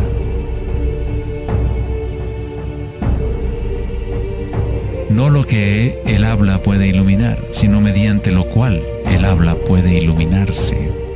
Toma conciencia de eso para ser Brahma, el Eterno, y no lo que la gente aquí adora.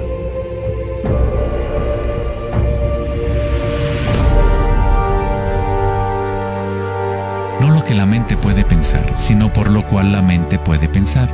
Toma conciencia de eso para ser Brahma, el Eterno, y no lo que la gente aquí adora.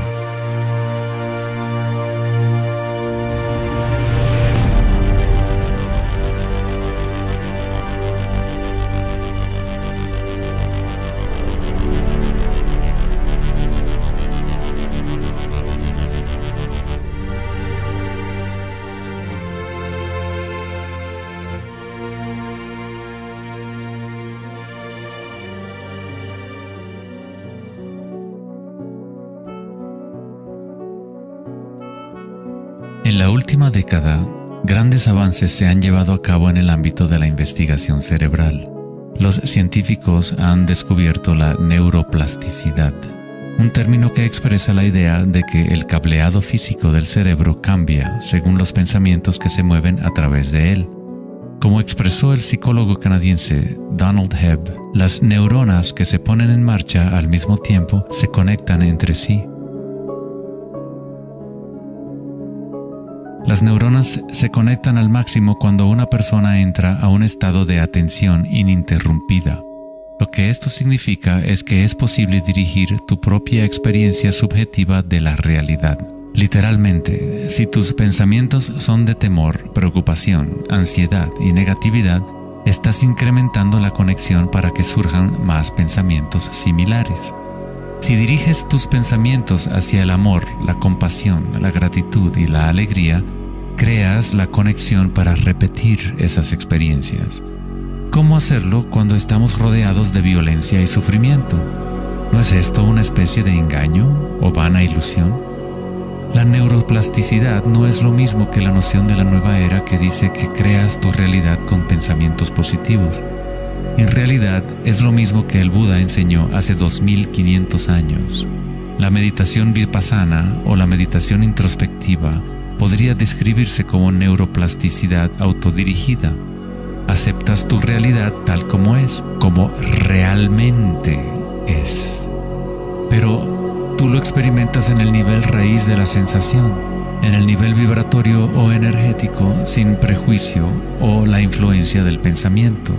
A través de una intención ininterrumpida en el nivel raíz de la conciencia, se crea la conexión para una percepción completamente diferente a la realidad.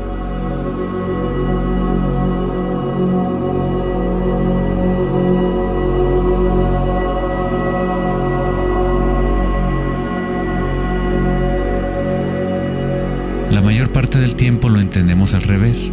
Estamos permitiendo constantemente que las ideas sobre el mundo exterior conformen nuestras redes neuronales, pero nuestra ecuanimidad interior no tiene que estar supeditada a acontecimientos externos.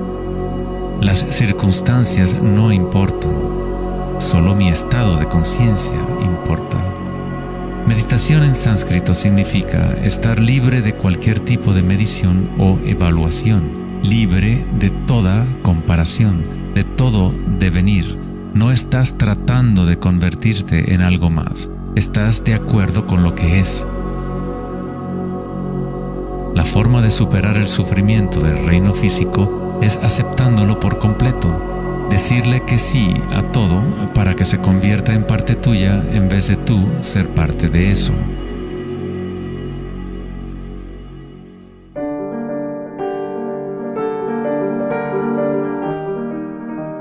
¿Cómo se puede vivir de tal manera que la conciencia deje de estar en conflicto con su contenido? ¿Cómo puede uno vaciar el corazón de las ambiciones mezquinas? Debe haber una revolución total en la conciencia, un cambio radical en la orientación del mundo exterior al interior. No es una revolución provocada solo por la voluntad o el esfuerzo, sino también por la entrega total, la aceptación de la realidad tal como es. Solamente desde el corazón podemos tocar el cielo. Rumi. La imagen del corazón abierto de Cristo transmite de forma poderosa la idea de que uno debe abrirse al dolor. Uno debe aceptar todo si desea permanecer abierto a la fuente de la evolución. Esto no significa que te conviertes en un masoquista. No buscas dolor, pero cuando el dolor viene, lo cual inevitablemente ocurre, simplemente aceptas la realidad tal como es en lugar de anhelar otra realidad. Los hawaianos han creído durante mucho tiempo que es a través del corazón que aprendemos la verdad. El corazón tiene su propia inteligencia, tan obvia como la del cerebro. Los egipcios creían que el corazón, y no el cerebro, era la fuente de la sabiduría humana. El corazón era considerado el centro del alma y la personalidad. Era a través del corazón que se expresaba la divinidad, impartiendo conocimientos a los antiguos egipcios sobre su verdadero camino. Este papiro representa la medición del peso del corazón. Era considerado algo bueno pasar la vida después de la muerte con un corazón liviano. Eso significaba que habías tenido una buena vida. Una etapa universal o arquetípica que experimentan las personas en el proceso del despertar del centro del corazón es la experiencia de la energía personal como la energía universal.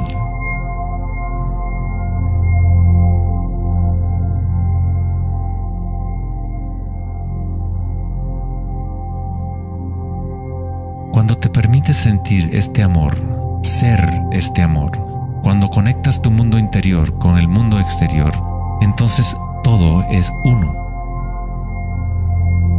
¿Cómo podemos experimentar la música de las esferas? ¿Cómo se abre el corazón?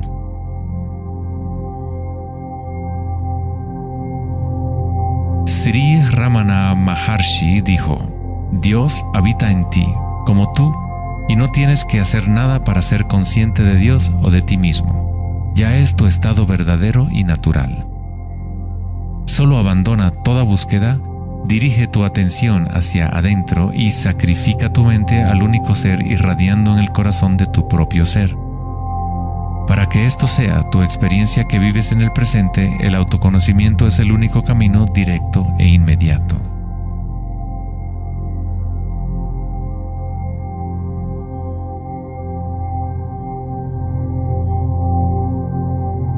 Cuando concilias y observas las sensaciones internas, tu vitalidad interior, estás observando en realidad el cambio. Esta fuerza del cambio es el surgimiento y la muerte que ocurren cuando la energía cambia de forma. El grado en que una persona ha evolucionado o alcanzado la iluminación es el grado en que uno ha adquirido la capacidad de adaptarse a cada momento o a transmutar la corriente de circunstancias humanas, siempre cambiantes, el dolor y el placer en gozo.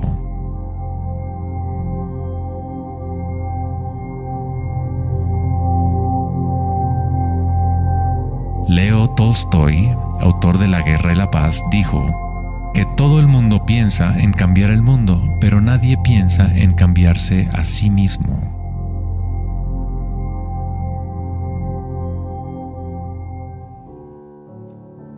Darwin dijo que la característica más importante para la supervivencia de la especie no es la fuerza o la inteligencia, sino la capacidad de adaptación a los cambios.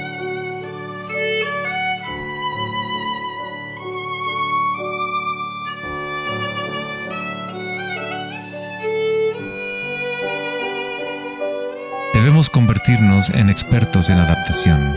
Esta es la enseñanza budista de Anicca. Todo está surgiendo y desapareciendo, cambiando. El cambio es constante. El sufrimiento existe solo porque nos apegamos a una forma particular.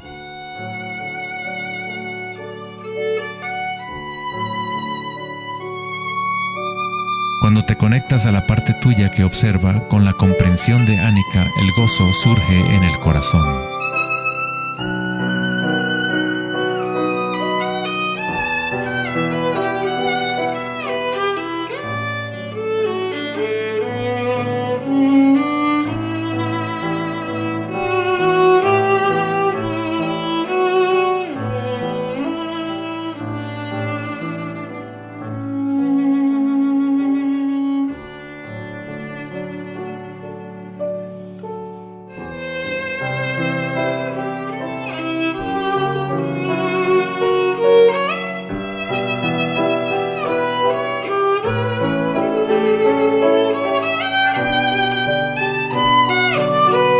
Santos, sabios y yogis a lo largo de la historia han descrito de una manera unánime la unión sagrada que se produce en el corazón, ya sean las obras de San Juan de la Cruz, los poemas de Rumi o las enseñanzas tántricas de la India.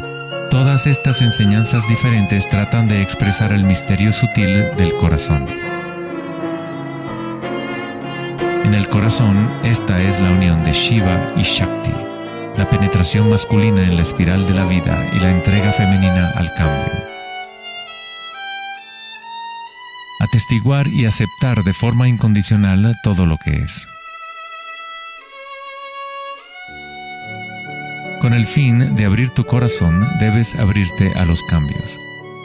Vivir en el mundo aparentemente sólido, danzar con él, comprometerte con él, vivir en plenitud, amar por completo, pero sabiendo que es transitorio y que, en última instancia, todas las formas se disuelven y cambian.